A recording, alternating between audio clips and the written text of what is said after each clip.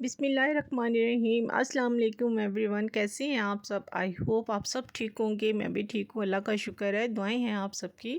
تو آج پھر ایک نئے ولاگ کے ساتھ حاضر ہوں میں۔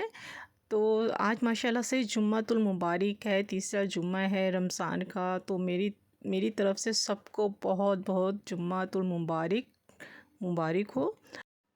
جی، تو موسم تو ہر طرف ہی بہت اچھا ہو رہا ہے ماشاءاللہ سے، ہر طرف ہوائیں، آندھی، بارشیں، ہر طرف جو ہے پورے پاکستان میں ماشاءاللہ سے، پاکستان میں کیا، پاکستان سے باہر بھی جو دوسرے ممالک ہیں وہاں پہ بھی بہت بارشیں ہو رہی ہیں، اور موسم جو ہے کافی ایک دم سے پھر ٹھنڈا ہو گیا ہے۔ اور جو ہے ادھر پاکستان میں بھی ایسا ہی ہے، ہر طرف بارشیں بھی ہو رہی ہیں، آندھی بھی آ رہی ہے، اور اچھا موسم ہو گیا ہے۔ ظاہر سی بات ہے، اب جو ہے سپرنگ ہے، بہار کا موسم آیا ہوا ہے، تو ہر طرف پھول، درخت، پتے، پودے سب چیزیں کتنی خوبصورت لگتی ہیں، ذرا سا باہر نکل جائے نا تو ہر چیز جو ہے نا وہ بہت ہی خوبصورت لگ رہی ہوتی ہے۔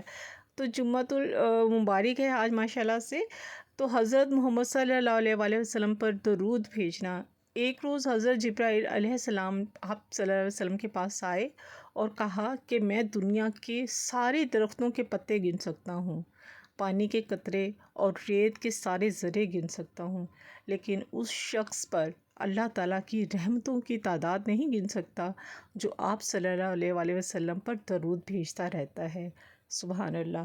تو ظاہر سی بات ہے آج جمعۃ المبارک ہے، رمضان کا تیسرا جمعہ ہے، تو جتنا ہو سکتا ہے ہم لوگ درود پاک کا جو ہے اہتمام کریں، اور ماشاءاللہ سے میں بھی کرتی ہوں، اور امید ہے سبھی کرتے ہوں گے، تو صرف میں ہی نہیں کرتی، میں بھی کہوں تو ماشاءاللہ سے سبھی کرتے ہوں گے، ہر کوئی اپنی اپنی عبادات میں مصروف بھی ہے۔ تو ماشاءاللہ سے ظاہر سی بات ہے رمضان ہے، کہنے کی ضرورت نہیں ہوتی ہے کسی کو۔ تو جی آج کا ولاگ جو ہے وہ بہت ہی جو ہے چھوٹا سا میں نے بنایا ہے، مجھے سمجھ نہیں آ رہی تھی کیونکہ میں کل اتنا تھک گئی تھی، ظاہر سی بات ہے وہاں سے افطاری سے آئے تھے ہم لوگ، رات 1 بج گیا تھا، جس کی وجہ سے اتنی تھکاوٹ ہو گئی تھی نا کہ شدید، آپ یقین کریں کہ ہمت نہیں ہو رہی تھی کہ آج بھی میں جو ہے وہ ولاگ بناؤں۔ خیر پھر بھی میں نے تھوڑا تھوڑا کر کے جو تھا وہ چھوٹے چھوٹے کے لیے بنا ہی لیے تھے، اور پھر اٹھی ہوں صبح، اٹھ کے ماشاءاللہ سے سحری کی، نماز پڑھی، تہجد پڑھا ماشاءاللہ سے، سب سے پہلے تو تہجد جیسا کہ آپ کو پتہ ہے میں پڑھتی ہوں، تہجد پڑھی، اور پھر اس کے بعد سحری وغیرہ بنا کے نماز وغیرہ پڑھ کے تھوڑی دیر کے لیے لیٹ گئی، تو بالکل بھی ہمت نہیں ہو رہی تھی، پھر اٹھ کے گھر کے کام بھی کرنے تھے، تو ماشاءاللہ سے سارے گھر کے پھر کام جو بھی تھے، آخر ماں ہوں، ظاہر سی بات ہے یہی سوچ کے اٹھ کے ہمت تو ہو جاتی ہے کہ بھئی ہم نے ہی کرنے ہیں، کون کرے گا گھر کو صاف، اور کھانا کھونا کون بنائے گا، مائیں ہی بنائیں گی نا۔ پھر ہمت کر کے خیر اٹھے، پھر سارے گھر کے کام جو تھے، کپڑے شپڑے تھے وہ طے کیے، میں نے فرش دھویا، کھانا پکایا، افطاری کا ٹائم ہو گیا تھا، تو اس میں مجھے سمجھ نہیں آ رہی تھی، اتنی تھکاوٹ تھی، پھر بھی اٹھ کے جو تھے وہ گھر کے کام تو ظاہر سی باتیں کرنے تھے۔ آج کسی نے مجھ سے کہا کہ آپ کی باتیں جو ہوتی ہیں نا بڑی گہری ہوتی ہیں، تب میں سوچ میں گم ہو گئی کہ کیا باتیں بھی گہری ہوتی ہیں، کیونکہ گہرے تو دکھ ہوتے ہیں جو دکھائی نہیں دیتے، اور گہرے تو روح پر لگے ہوئے زخم ہوتے ہیں جو کسی چیز سے نہیں سلتے۔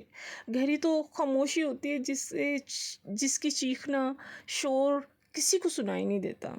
گہری تو درد کی راتیں ہوتی ہیں جس میں کوئی روشن ستارہ طلوع نہیں ہوتا۔ گہرے تو دل ہوتے ہیں جو ہر احساس اندر دفن کر لیتے ہیں، مگر کیا باتیں بھی گہری ہوتی ہیں؟ میں سن کے ان کی باتوں کو اتنا حیران ہوئی کہ کیا ایسا بھی ہوتا ہے، باتیں گہری بھی ہوتی ہیں؟ تو مجھے تو آج تک اس بات کی خیر سمجھ نہیں آئی ہے، مگر جو تھا پھر میں بہت سی باتیں میری ذہن میں جو تھی وہ گھوم رہی تھیں، بس ان کی بات سے ہی جو تھی وہ میں باتوں میں ایسے کھو گئی، بس مجھے سمجھ ہی نہیں آ رہی تھی کہ کیا واقعی باتیں بھی گہری ہوتی ہیں۔